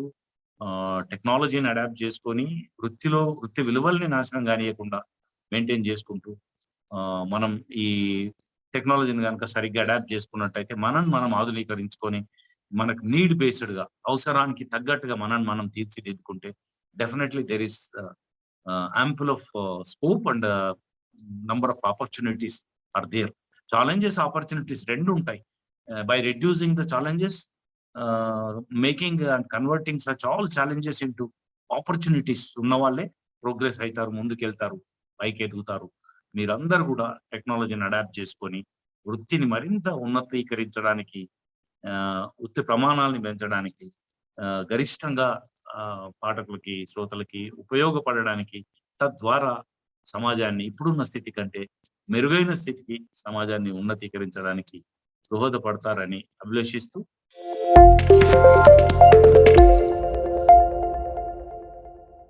ఇప్పుడు ఈ టెక్నాలజీ అనేది ఖచ్చితంగా అన్ని రంగాల్లో ఎంత ప్రాముఖ్యత సంతరించుకున్నదో మన పాత్రికేయ రంగంలో కూడాను ఉంది, ఎవరు దాన్ని కాదనలేరు కూడాను. కానీ ఎంత టెక్నాలజీ వచ్చినా కానీ నా అభిప్రాయం ప్రకారము ఇప్పుడు టీవీలో వస్తే బ్రేకింగ్ న్యూస్ కావచ్చు, వెబ్లో వచ్చే ఇంకొక న్యూస్ కావచ్చు, ఇవన్నీ కూడాను పాల పొంగు లాంటివే.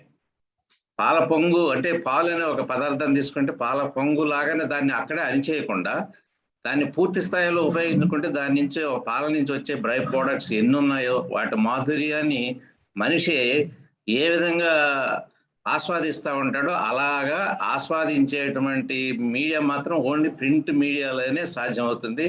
ఆ వార్త సంక్షిప్తంగా కాకుండా పూర్తి స్థాయిలో వచ్చినప్పుడు తన చేతుల్లో ఉన్నప్పుడు నిదానంగా చదివి దాన్ని ఆస్వాదించుకుంటే కలిగేటువంటి అనుభూతి తెలుసా. అందుకే మీకు తెలుసు, ఇప్పుడు నేను ఒక ఇంగ్లీష్ పేపర్, ఒక తెలుగు పేపర్ రెగ్యులర్గా కొన్ని 50 సంవత్సరాల నుంచి చదువుతా ఉన్నాను.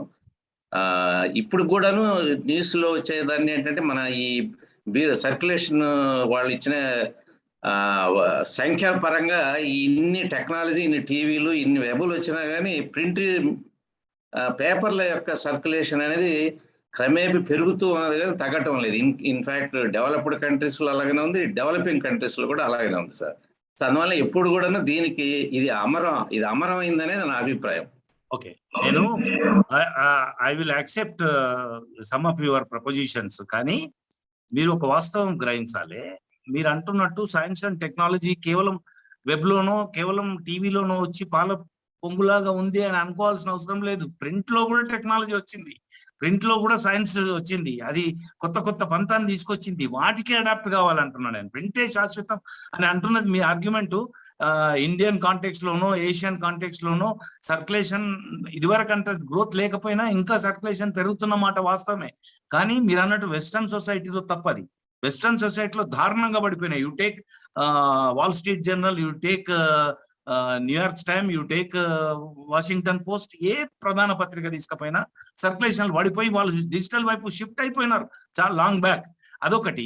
ఇంకొకటి ఏంటంటే, మీరు పోస్ట్ కరోనా మీరు విశ్లేషించలేదు, మీరు ఇంకా తాజా సమాచారం లేదు. మీరు 50 సంవత్సరాలుగా పత్రికకు అలవాటు పడ్డారు, ఇంగ్లీష్ తెలుగు పేపర్లు కనుక మీకు అదొక అవ్యాజమైన ప్రేమ అనురక్తి వాటి పట్ల ఉండి మీరు ఇంకా స్థిరమైన భావంతో ఉన్నారు. కానీ పోస్ట్ కరోనా చాలా దారుణమైన పరిస్థితుల్లో పత్రికలు ఇలా సర్క్యులేషన్లు అల్లాడుతున్నాయి. ఎందుకంటే అగైన్ టెక్నాలజీ. ఇప్పుడు పేపర్ ఏమైంది, ఈ పేపర్ వచ్చిందండి, ఈ పేపర్ వచ్చింది నా హ్యాండ్ సెట్ లో. స్మార్ట్ ఫోన్ ఇవాళ ఎంత విస్తృతంగా స్మార్ట్ ఫోన్లు విస్తరించినాయి సమాజంలోకి. వాడి చేతిలో హ్యాండ్ సెట్ పట్టుకొని ఇట్లా చేతితోటి ఇట్లా అంటే సర్చ్ చేస్తే పేజ్ వెనక పేజ్ వస్తుందండి. ఎక్స్పాండ్ చేయాలనుకుంటే ఇట్లా ఎక్స్పాండ్ చేస్తున్నాడు, ఒక ఐటమ్ ని చూడాలంటే ఒక ఐటమే చూస్తున్నాడు, దాన్ని క్లిప్పింగ్ పికప్ చేయాలంటే క్లిప్పింగ్ పికప్ చేస్తున్నాడు. ఎవరికైనా బంధువులకో మిత్రునికో పంపించి ఈ వార్త బాగుంది చూడరా అంటే ఆ క్లిప్ ని ఫార్వర్డ్ చేయగలుగుతున్నాడు. ఇవన్నీ చేసిన తర్వాత ఇంకా ఎందుకు కొనాలండి నీ పేపరు? 250-300 రూపాయల సబ్స్క్రైబ్ ఆపేసినారు. 6 రూపాయలు 7 రూపాయలు పెట్టి కొనే డైలీ స్పాట్ పేపర్స్ ను కూడా తగ్గించినారు. మీరు ఆశ్చర్యపోయే విధంగా సర్క్యులేషన్ ఫెయిల్ అయిపోయింది పోస్ట్ కరోనాలో. ఇంకా ఇంకా ఇంకా ఆ పరిస్థితులు ముందు ముందు చాలా ప్రమాదకరంగా ఉంటాయి. మనం వాస్తవాల్ని ఎందుకు అంగీకరించాలి అంటే, మనం పరిస్థితులకు అనుకూలంగా మార్చుకోవడం కోసమే అంగీకరించాలి తప్ప నాస్టాలజిక్ ఎఫెక్ట్ కానీ భావోద్వేగాల పరమైన అంశం కాదు. ఇది వాస్తవాలతో ముడిపడ్డ అంశం గనుక గ్రహించాలని చెప్పడం అంతే. నారాయణ గారు, మీ అభిప్రాయాన్ని విభేదించకుండానే నేను జరుగుతున్న పరిణామాలని చెప్పాను. ఇప్పుడు press information bureau fact check అని చెప్పేసి ఒక సాఫ్ట్వేర్ ఉందండి. అలాగే మనకి రూరల్ ఏరియాకి తెలుసుకునే జనాలకి అంత నెట్వర్క్, రూరల్ ఏరియా అయినా కూడా ఇవాళ ఇంటర్నెట్ ఫెసిలిటీ అట్లా వచ్చింది కదా. మంచికే కాకుండా అనేక అరిష్టాలకు కూడా ఇవాళ ఇంటర్నెట్ మన డ్రాయింగ్ రూమ్ లోకి వచ్చింది, గ్రామీణ ప్రాంతాల్లోకి వచ్చింది. సాఫ్ట్ ఫోన్ ఉన్న ప్రతి చోట, టవర్ వేసిన ప్రతి చోట నీకు 4G టెక్నాలజీ కూడా వచ్చింది కనుక అనేక ఈ గూగుల్ సెర్చ్ లో నీకు ఫ్యాక్ట్ చెక్ సాఫ్ట్వేర్లు ఉన్నాయి. మన ఇన్స్ట్రుమెంట్ లోకి ఏదన్నా ఒక డౌన్లోడ్ చేసుకొని మీరు రిపోర్టింగ్ ప్రొఫెషన్ లో ఉన్నారు కనుక ఒకటి ఏదన్నా పర్ఫెక్ట్ గా ఉండే ఒక ఫ్యాక్ట్ చెక్ సాఫ్ట్వేర్ చేసుకొని ఒక ఫోటో వచ్చి ఇగో ఈ ఫోటోలో ఇట్లా చేసినారు అని ఏ ప్రభుత్వానికి అనుకూలంగానో ఏ పార్టీకి వ్యతిరేకంగానో ప్రచారం జరుగుతుంది, నిజమా వాస్తవమా తప్ప అంటే ఇది when it was first used, దానికి లాంగ్వేజ్ ఉంది. ఆ లాంగ్వేజ్ ప్రకారం చెక్ చేస్తే ఇది ఎప్పుడు వాడిందో చెప్తుంది. ఇప్పుడు ఏ వాట్సాప్ ప్లాట్ఫామ్ మీదనో ఫేస్బుక్ లోనో తప్పుడు ప్రచారం చేస్తే వాటిని నిజమో కాదో నిర్ధారించుకొని నిజమైతేనే వాడి, నిజం కాకపోతే డిస్కార్డ్ చేసే facility at the finger tips of journalist. మనం అడాప్ట్ చేసుకోవాలి, కొంచెం చొరవ చూపెట్టాలి, కొంచెం శ్రమ పెట్టాలి. Yes, we will give genuine information, we will get back our credibility and our glory of journalism. చాలా మంది ఆందోళన చెందుతారు, జర్నలిజం అంటే అందరు తిడుతున్నారండి, ఎంటబడి కొట్టే రోజులు వస్తున్నాయండి, జర్నలిజం పరువు పోతుందండి అంటే. పోకుండా ఉండాలంటే మళ్ళీ మనం క్రెడిబుల్ ఇన్ఫర్మేషన్ ఇవ్వాలి, మన క్రెడిబిలిటీ నిలబెట్టుకోవాలి, మన పూర్వ వైభవాన్ని తెచ్చుకోవాలి. సార్, ఒక చిన్న డౌట్ అండి. నార్మల్ గా ప్రతి దినపత్రిక కూడా స్టాండర్డ్ గా ఎన్ని పేజీలు ప్రచురించాలి అనేది ఏమన్నా ఉంటుందా? ఎందుకనంటే ఏముండదు, ఎన్ని పేజీలు అనేది ఉండదు. వాళ్ళ శక్తి సామర్థ్యాన్ని బట్టి, వాళ్ళ రెవెన్యూని బట్టి, వాళ్ళ స్కోప్ పాసిబిలిటీని బట్టి వాళ్ళు అన్ని పేజీలు ఇచ్చుకోవచ్చు. కానీ వాళ్ళు ఇది RNI ముందట డిస్క్లోజ్ చేసేటప్పుడు మాది ఇన్ని పేజీల పత్రిక, మాది ఇంత నిడివి పత్రిక, మాది ఇంత ఫ్రీక్వెన్సీ పత్రిక అని చెప్పాలి. అదొకటి. ఇంకొకటి, బిట్వీన్ న్యూస్ అండ్ అడ్వర్టైజ్మెంట్ ఎంత స్పేస్ అడ్వర్టైజ్మెంట్ కి ఇవ్వాలి, ఎంత న్యూస్ కి ఇవ్వాలి అని రేషియో స్టిపులేషన్స్ ఉన్నాయి. మినిమం కండిషన్స్ లో అయితే ఎంత రేషియో ఉండాలి, ఆప్టిమం అయితే ఎంత రేషియో ఉండాలి అని మార్గదర్శకాలు ఉన్నాయి. వాటికి లోబడి ఆ రేషియో ఉండాలి. కానీ పేజీ సంఖ్య ఇంత ఉండాలి అని ఏముండదు. ఎవరి స్థాయిని బట్టి, వాళ్ళ సామర్థ్యాన్ని బట్టి పేజీల సంఖ్య. ఓకే సార్, యాక్చువల్గా ప్రశ్న అడగడానికి కారణం ఏంటంటే, నిన్న నార్మల్ గా టైమ్స్ ఆఫ్ ఇండియా పేపర్ ని తీసుకుని చూసినట్టయితే దేర్ ఆర్ 58 పేజెస్ అనమాట. So including advertisements and all. అందులో అడ్వర్టైజ్మెంట్, ఫుల్ పేజ్ అడ్వర్టైజ్మెంట్సే అరౌండ్ 14 పేజెస్ వరకు కవర్ చేసింది. సో అలా అంటే ఒక రోజేమో నాకు అడ్వర్టైజ్మెంట్స్ ఉన్నాయి కాబట్టి నేను 58 పేజెస్, అదర్ రోజు లేనప్పుడు దాన్ని బట్టి ఎలా అది ఇవ్వచ్చు. ఎక్కువ అడ్వర్టైజ్మెంట్ ఉన్ననాడు ప్రపోర్షనేట్ గా ఎక్కువ పేజీలు పెంచడం, తక్కువ అడ్వర్టైజ్మెంట్స్ ఉన్ననాడు తక్కువ పేజీలు ఇవ్వచ్చు. ఆ ఇన్కన్సిస్టెన్సీ అంటే స్థిరంగా లేకుండా పేజీల సంఖ్య మార్చడం అనేది వాళ్ళు చేయొచ్చు, వాళ్ళకి హక్కు అది. కానీ రేషియో మెయింటైన్ చేయాలి. మీరు అన్నట్టు 58 పేజీలు ఇచ్చి దాంట్లో 48 పేజీలు అడ్వర్టైజ్మెంట్ ఇచ్చి 10 పేజీలు ఇంకా 6 పేజీలు 8 పేజీలు న్యూస్ ఇస్తే తప్పది, అది వైలేషన్ ఆఫ్ ద నార్మ్స్. కానీ వాటికి స్ట్రింజెంట్ పనిష్మెంట్స్ లేవు. వాటిని ఇంకా కొంచెం మాడిఫై చేయాలి చట్టాలని, చేసి చర్యలు కఠినంగా తీసుకుంటే ఆ రేషియో మెయింటైన్ అయ్యి. ఓకే, సరే సార్. ఇంకొక చిన్న సందేహం సార్. చెప్పండి. యాక్చువల్గా ఇదే సేమ్ ఈ పేపర్ని రెఫర్ చేసుకున్నప్పుడు మనం సహజంగానే అనుకున్న 4 సూత్రాలు, అంటే పేపర్ అనేది ఇన్ఫర్మేషన్ అండ్ ఎడ్యుకేషన్, ఎస్, ఈ రెండింటినీ కనుక చెప్తే కనుక కొన్ని సమయాల్లో రెండింటినీ కలిపే విధంగా కూడా ఉంటున్నాయి. ఎస్. ఒక విధంగా డెఫినెట్ గా బైఫరికేట్ ఎలా చేసుకోగలుగుతాం, డెఫినెట్ గా ఇది ఇన్ఫర్మేషన్ ఏనా లేకపోతే డెఫినెట్ గా ఇది ఎడ్యుకేటెడ్ రిలేటెడ్ అని. ఒక చిన్న సింపుల్ ఎగ్జాంపుల్ సార్, నిన్న సేమ్ టైమ్స్ ఆఫ్ ఇండియా పేపర్నే కనుక చూసుకుంటే అంటే వీల్నామా యొక్క ఇంపార్టెన్స్ అనే దాని గురించి రాశారు. సో అందులో ఒక పర్సన్ వీల్నామా యొక్క ఇంపార్టెన్స్, ఎందుకు ఇన్హెరిటెన్స్ ప్రాపర్టీ రావాలి అనేది, మేబీ నా ఒపీనియన్ లో అది నేను చెప్తాను. I could able to catch your point. Me point genuine పాయింటే ఉంది. ఏమనంటే ఏది సమాచారము, ఏది అదనపు జ్ఞానం అనేది డిఫరెన్షియేట్ చేయడం ఎట్లా అని అంటారు మీరు. అయితే నేను దాంట్లో మీరు ఆందోళన చెందాల్సిన అవసరం లేదు. సమాచారంతో పాటుగానే మీకు జ్ఞానం కూడా అదనంగా జోడిస్తే నష్టం ఏం లేదు దాంట్లో. కానీ నష్టం ఎప్పుడు వస్తుందంటే వార్తకి వ్యాఖ్యకు మధ్య గనక వాళ్ళు డిఫరెన్షియేషన్ లేకపోతే. ఇప్పుడు జర్నలిజంలో ఒక పాఠం ఏం చెప్తారంటే, news is sacred, view is personal, at Liberty. నువ్వు వ్యాఖ్యని ఇష్టం వచ్చిన వ్యాఖ్య చేయొచ్చు. ఇప్పుడు ఎడిటోరియల్లో కాలం రాస్తారు, ఎడిటోరియల్ రాస్తారు, మీరు ఏ అభిప్రాయాలన్నా చొప్పించవచ్చు దాంట్లో, మీరు ఇష్టం వచ్చినట్టు దాన్ని టిల్ట్ చేయొచ్చు.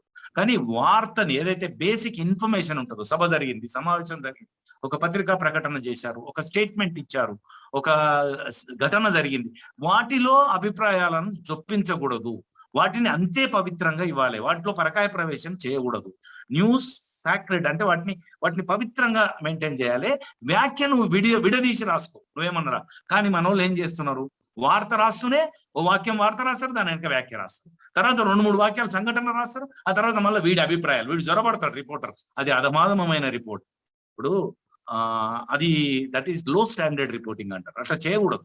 నువ్వు వ్యాఖ్య సపరేట్ గా పెట్టుకో, కానీ న్యూస్ ఇన్ఫర్మేషన్ మాత్రం ఫేర్ గా ఇవ్వు అనేది సూత్రం. అది కామెంట్ వరకు మీరు అన్నట్టు అదనపు సమాచారం జోడిస్తున్నాడు, that enhances the knowledge of the reader.